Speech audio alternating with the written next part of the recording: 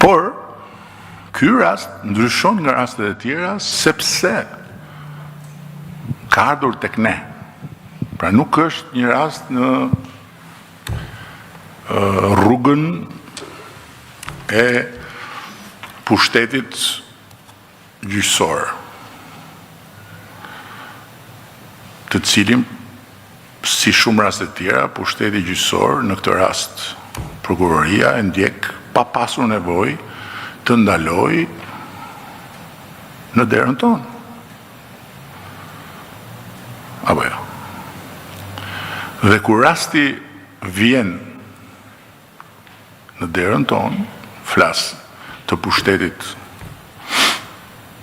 legislativ, atëherë pushteti legislativ duhet shprehet. Nuk është noter i prokurorisë. Këshilli i mandateve nuk është një zyrë noterie, është një quasi gjykatë. Quhet. Dhe parlamenti nuk noterizon kërkesat që vinë. I merr, i shefi. Dhe nuk do doja në fakt ta kishe përmendur ato 16.000 faqe me prova. Se ajo më provokon.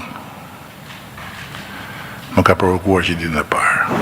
Po t'isha unë në këshillin e mandateve, do t'i thosha atyre që erdhën, çoni, ikni dhe ktheuni me një dosje për Parlamentin e Shqipërisë, për deputetët. Nuk mund vini këtu me 16.000 faqe që i quheni prova. E dini ju që janë ato 16.000 faqe? Për kuriozitet, ju e dini që janë 16.000 faqe që janë këtu? Nuk janë absolutisht produkti e hetimit. Se s'ka si t'jenë produkti e hetimit. Nuk ka si t'jenë produkti e hetimit. Janë 16.000 faqe ku janë futur brenda kontrata, studime, arkivi i ministrisë futur brenda. Futur brenda. E kemi bërë paktin bashkë, apo jo? Mirësjellja jote është garanci për ty që unë do t'i përgjigjem pyetjes tënde pas një hezitim. Mos më ndërhy se nuk jemi në miting këtu. 16.000 faqe janë një vandak me dokumenta zyrtar. Dhe kjo është afërmendsh. S'ka nevojë fare ta shohësh. USB-n e sjell nga prokuroria nuk e ka tërhequr asnjë deputet i Partisë Socialiste dhe nuk e ka tërhequr as ministria, avokati. Që t'jemi shumë të qartë. Për të mos krijuar asnjë shteg që pastaj të tjerë thoni që janë nxjerrë këta ato. Kështu që nuk kemi të bëjmë këtu me ndryshim qëndrimi, këtu kemi të bëjmë me një qëndrim të duhur, shumë korrekt nga ana jonë, sepse rasti vjen në parlament. Dhe përpara se të vinë në parlament, rasti erdhi u fut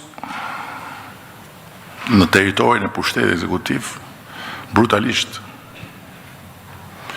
me një kërkesë skandaloze për pezullim e pandodhur në historinë e botës.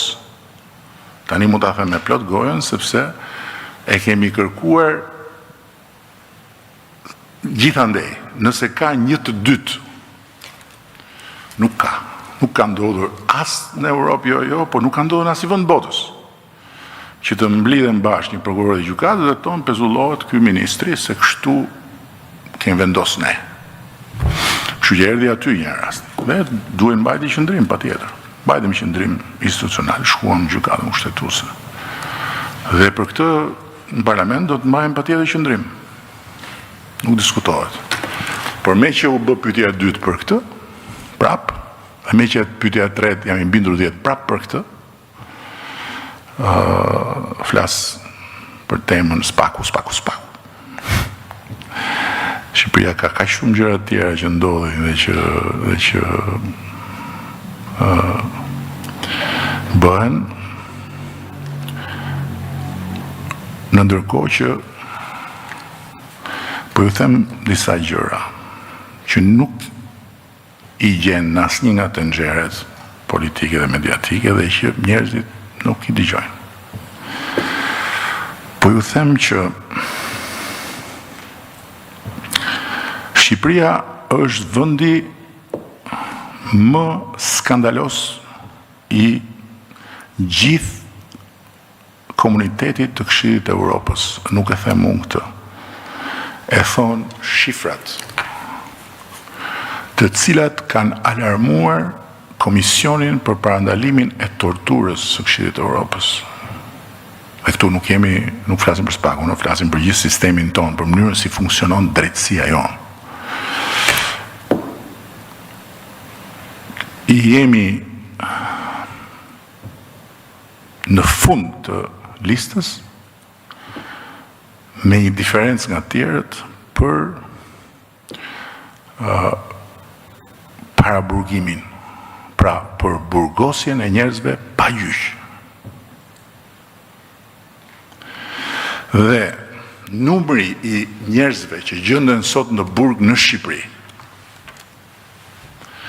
pa qenë akoma të dënuar,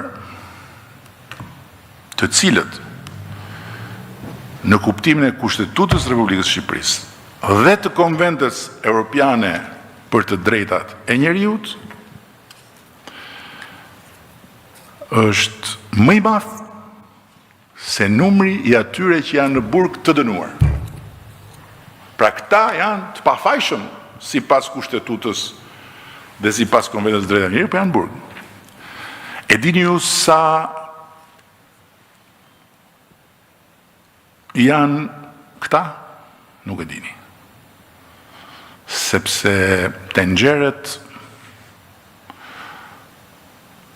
fjalën burg, fjalën vjedhje, fjalën hajdut e kanë si kripën piperin edhe salcën në çdo lloj gjelle. Ne kemi 4.492 qytetarë në burget shqiptare.